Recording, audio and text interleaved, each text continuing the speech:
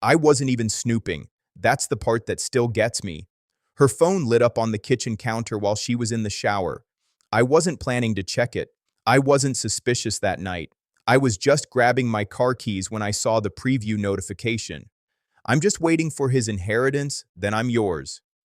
My brain didn't register it at first. Then I saw the name. Her ex. The one she swore was ancient history.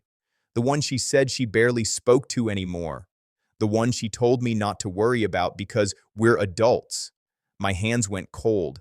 I stood there staring at the screen, hoping it would disappear, hoping I'd misread it, but it didn't disappear, and I didn't misread it. I picked up the phone slowly. My heart wasn't racing like you'd expect. It was eerily calm, like my body had skipped panic and gone straight to survival mode. The messages went back months, flirty, intimate, detailed. They weren't just reconnecting. They were planning. I can't stand pretending anymore. He's clueless. Just a little longer. And then the inheritance message again, referenced in earlier chats. Turns out my grandmother had recently passed and left me a significant estate.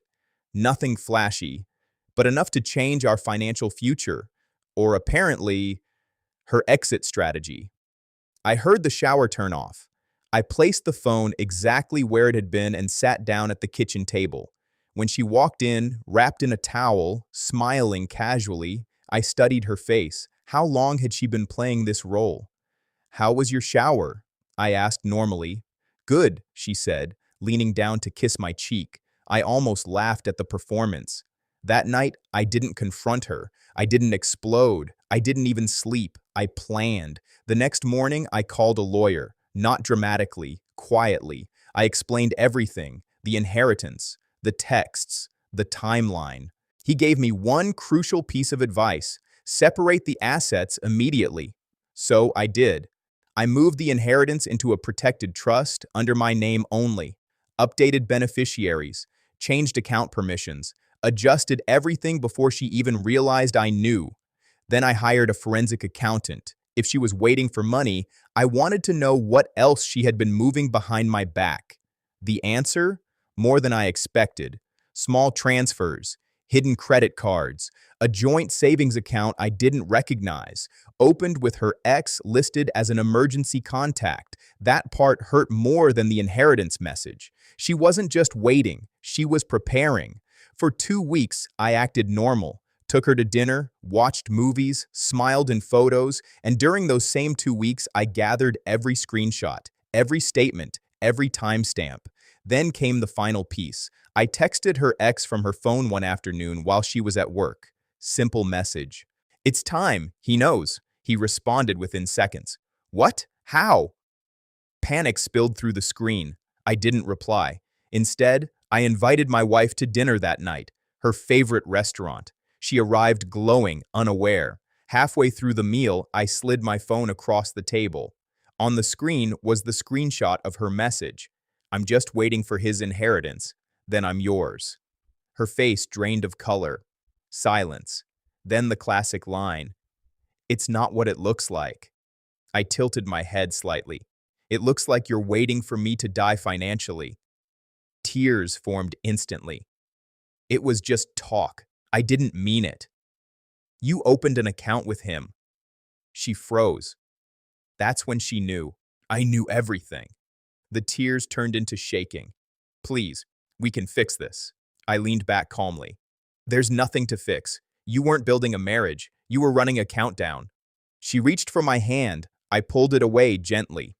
"The inheritance?" I added. "It's protected. You'll never touch a dollar." That's when the panic became real. "You moved it?" "Yes." Her breathing quickened. "You can't just—" "I already did." The next day, she was served divorce papers at work. I didn't warn her. I didn't argue. I didn't negotiate. And because I had separated everything before confronting her, there was nothing for her to leverage.